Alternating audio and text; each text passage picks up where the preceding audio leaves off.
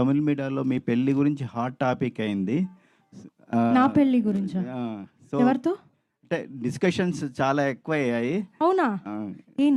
Social media எனக்கு என்ன நடக்குது మీడియాలో అంతే. ఎప్పుడు చూసినా నన్ను చూస్తే పెళ్లి ఎప్పుడు చేసుకుంటారు అని అడుగుతారు. నేనేం చెప్పాలి? కానీ ఈ సినిమా చేసిన తర్వాత పెళ్లి చేసుకోవాలనిపించిందా, చేసుకోవద్దనిపించిందా? వీళ్ళిద్దరూ చాలా నన్ను ట్రై చేస్తారు, డైరెక్టర్ హీరో ఇద్దరు. ప్రాపర్గా చెప్పండి. అలా